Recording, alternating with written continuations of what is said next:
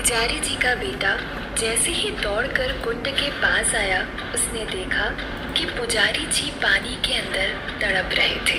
ये देख पुजारी जी का बेटा पुजारी जी को बचाने के लिए कुंड में कूद गया।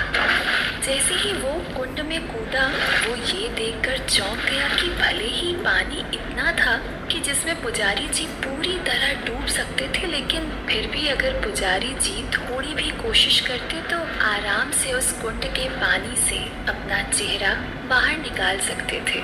और वैसे भी पुजारी जी को तो पानी में अच्छे से तैरना आता था, लेकिन पुजारी जी को देखकर ऐसा लग रहा था जैसे वो उस पानी में से निकलना ही नहीं चाहते हों। वो जानबूझकर पानी के अंदर अपने प्राण त्यागने की कोशिश कर रहे थे, लेकिन उनके बेटे ने ये देखकर राहत की सांस ली कि अभी तक पुजारी जी की सांसें चल रही थी। उसने जल्दी से पुजारी जी को अपनी गोद में लेने की कोशिश की। वो अपना एक हाथ पुजारी जी के पैरों की तरफ लेकर गया और दूसरा हाथ उनकी गर्दन की तरफ ले जाकर उन्हें उठाने की कोशिश करने लगा। लेकिन वो ये देखकर हैरान रह गया कि पुजारी जी खुद सामने से इतना जोर लगा रहे थे कि उनका बेटा उनको गोद में नहीं उठा पा रहा था, क्योंकि जितेंद्र अपने शिकार के इतना नजदीक आकर उसे जाने देना नहीं चाहता था। उसने मन ही मन कहा, अब भले ही चंद्रकला को पता चल जाए कि ये शिकार मैंने किया है, पर मैं इस पुजारी को अब जिंदा नहीं छोड़ सकता। ये सोच पुजारी जी ने अपना एक हाथ उठाया और अपने बेटे का गला पकड़कर उसे दीवार से सटा दिया। ये देख पुजारी जी के बेटे के होश उड़ गए। पुजारी जी ने इतनी जोर से उसका गला पकड़ा हुआ था कि उसके गले से आवाज तक नहीं निकल रही थी। उसने दबी आवाज में पुजारी जी से कहा, पिताजी आप आत्महत्या क्यों करना चाह रहे हैं? ये पागलपन छोड़िए और मेरे साथ कुंड से बाहर निकलिए। लेकिन पुजारी जी ने ना ही कुछ कहा और ना ही अपने बेटे का गला छोड़ा। उन्होंने अभी भी पानी में अपने आप को डुबोया हुआ था।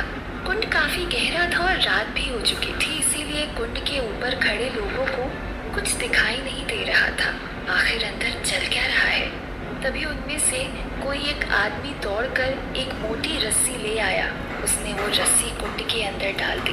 कुंड के अंदर अब पुजारी जी को पानी में गए हुए काफी समय हो गया था, जिसकी वजह से बहुत देर से वो सांस नहीं ले पा रहे थे।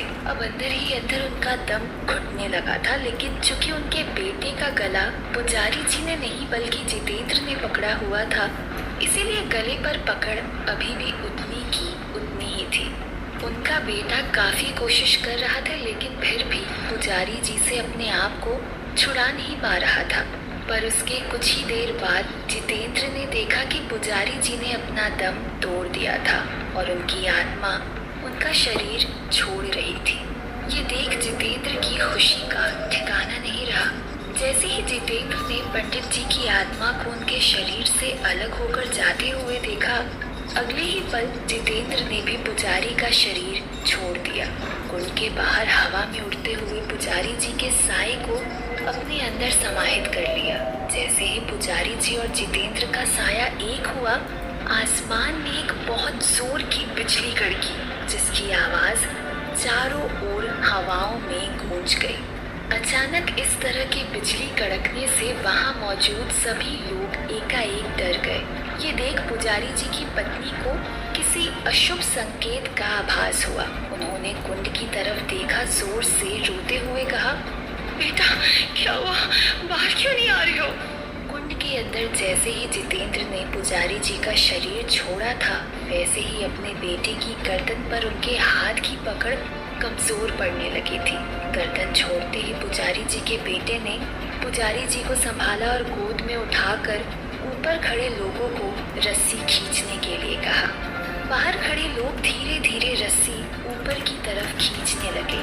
पुजारी जी का बेटा तो पहले ही समझ चुका था कि उन्होंने पुजारी जी को तो खो ही दिया। वहीं कुंड के बाहर निकलते ही पुजारी की इस तरह निढाल हालत देखकर वहां खड़े लोग भी समझ गए कि पुजारी जी अब इस दुनिया में नहीं रहे हैं। पर उनकी पत्नी अभी भी इस बात को मानने के लिए तैयार नहीं थी।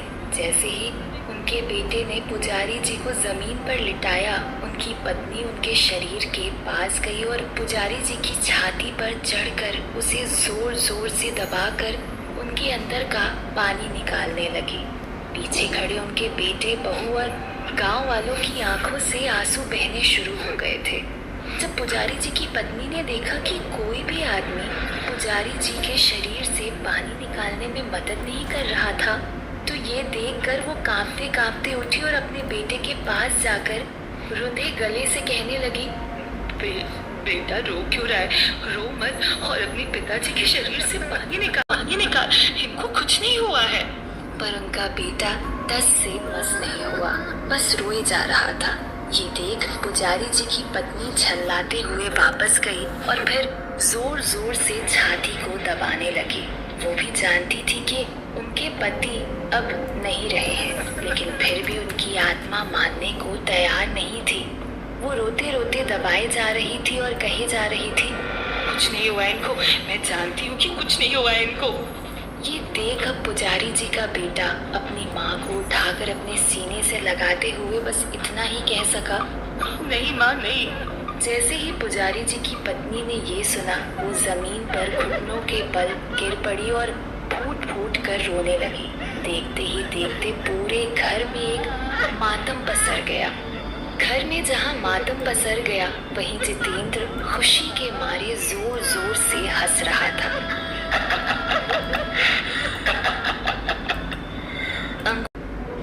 अंगुना ने भी कटीली को जितेंद्र का पीछा करने के लिए कहा हुआ था, ये देखने के लिए कि आखिर जितेंद्र शिकार कैसे करता है। तो कटीली भी पुजारी जी के घर से थोड़ा सा दूर, जितेंद्र की नजरों से दूर, वही हवा में मंडरा रही थी। जैसे ही जितेंद्र ने अपना शिकार पूरा किया और पुजारी जी की आत्मा को अपने अंदर समाहित कर लिया, वैसे ही कटीली वहाँ से उड़ते हुए अंगुना को ये खबर पहुँचाने वहाँ से चली गई। अंगुना अपनी दुनिया में कटीली के आने का ही इंतजार कर रही थी, क्योंकि अंगुना भी चाहती थी कि जितेंद्र जल्द से जल्द अपने शिकार पूरे कर ले और मालती को आजाद करवा कर उन दोनों की शक्तियाँ उसे मिल जाए। कटीली को आता देख अंगुना के चेहरे पर भी एक खुशी की लहर दौड़ गई। कटीली के पास पहुँचते ही अंगुना ने कटीली से पूछा, कहो कटीली, क्या समाचार लाई हो? जल्द से जल्द कोई अच्छा सा समाचार देकर मुझे खुश कर दो। कटीली ने जवाब देते हुए कहा, हाँ अंगुना, जितेंद्र ने संख्या संयोग शक्ति के अनुसार अपना पहला शिकार कर लिया। ये सुनकर अंगुना बहुत खुश हो गई, लेकिन इससे पहले कि अंगुना कुछ कहती, कटीली ने अपनी बात जारी रखते हुए कहा, और अंगुना, इससे भी ज्यादा खुशी की बात ये है कि जितेंद्र ने अपना शिकार एक पुजारी का किया है, जिससे जितेंद्र को 2 गुनी शक्तियाँ मिल गई हैं। ये सुन अंगुना जोर जोर से हंसते हुए कहने लगी, वाह जितेंद्र वाह, तुम तो मालती से भी बड़े शातिर खिलाड़ी निकले। जहाँ अंगुना इतनी खुश थी, वहीं कटीली के चेहरे पर कुछ चिंता की लकीरें दिखाई दे रही थी। अब अंगुना ने ये बात भांप ली थी। उसने कटीली से पूछा, क्या हुआ कटीली, इतना चिंतित क्यों दिखाई दे रही हो? कटीली ने अपनी बात रखते हुए कहा, अंगुना, तुम्हारे उस शातिर खिलाड़ी ने एक बहुत बड़ी बेवकूफ़ी भी कर दी है। ये सुन अंगुना थोड़ा गंभीर हो गई। उसने फिर कटीली से पूछा, बेवकूफ़ी? कैसी बेवकूफ़ी? जवाब देते हुए कटीली ने कहा, उस बेवकूफ ने प्राकृतिक मौत के चक्कर में पुजारी जी से आत्महत्या करवा दी। ये सुनते ही अंगुना के होश उड़ गए। अंगुना गुस्से से लाल हो गई। उसने गुस्से से तमतमाते हुए कहा, क्या वो जितेंद्र इतनी बड़ी बेवकूफी कैसे कर सकता है? क्या उसे पता नहीं था कि मायापुर में आत्महत्या करना कितना बड़ा गुनाह है? कटीली इसके जवाब में कुछ नहीं बोली।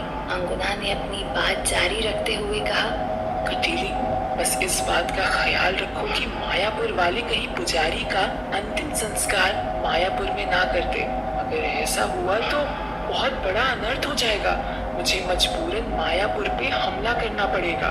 ये सुन कटीली ने धीमे से डरते डरते कहा, अंगुना, ये हो भी सकता है, अंगुना कटीली की बात समझी नहीं। उसने गुस्से में कटीली से पूछा, हो भी सकता है? मतलब तुम कहना क्या चाहती हो?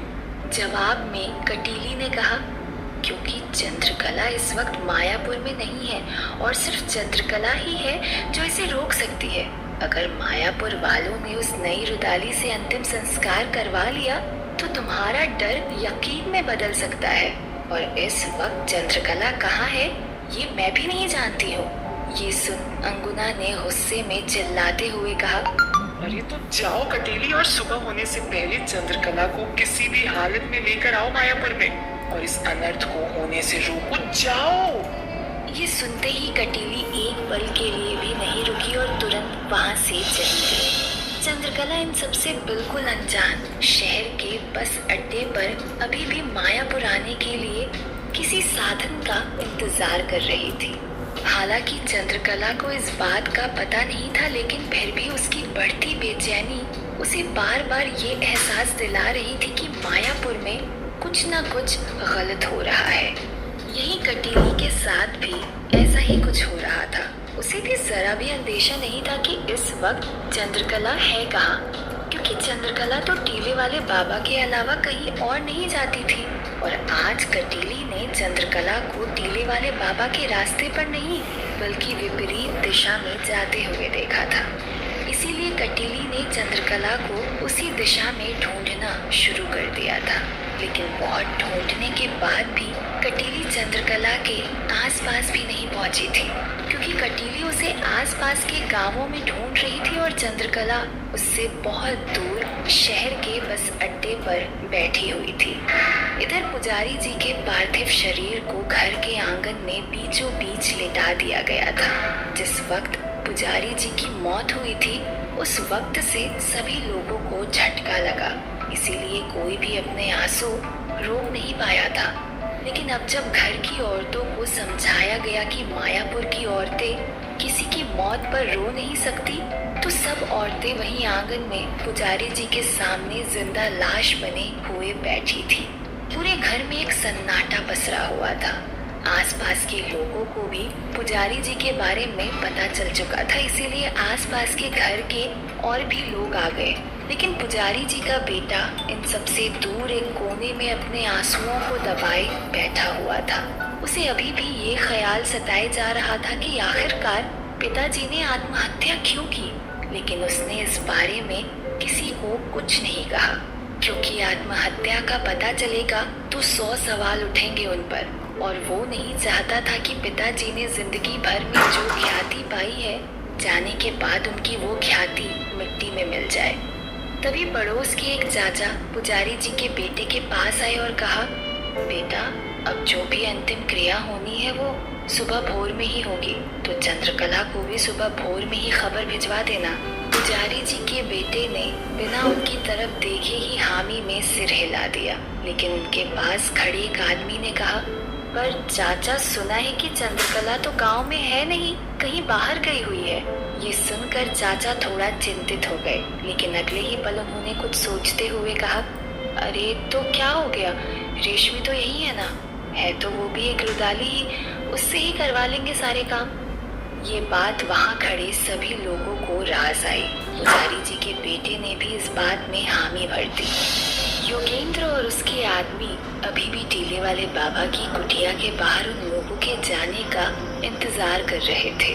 तभी योगेंद्र ने देखा कि सब लोग वहाँ से उठकर जाने की तैयारी में थे। ये देख योगेंद्र के चेहरे पर मुस्कान आ गई। कुछ देर में सब लोग वहाँ से जा चुके थे और सिर्फ टीले वाले बाबा ही वहाँ पर बचे थे। योगेंद्र ने खुश होते हुए कहा, बहुत बढ़िया, जैसे बाबा सोने जाएंगे वैसे ही हमें अपने अपने काम पर लग जाना है। चूँकि रात बहुत ज़्यादा हो चुकी थी, इसीलिए टीले वाले बाबा ने भी ज़्यादा देर नहीं की और तुरंत अपनी खाट पर बिछौना किया और सोने चले गए। ये देख योगेंद्र ने उस लड़की की तरफ इशारा किया। वो लड़की योगेंद्र का इशारा समझ गई और वहाँ से कुटिया के पीछे के जंगल की तरफ चली गई। योगेंद्र और उसके आदमी अभी भी वहीं खड़े थे।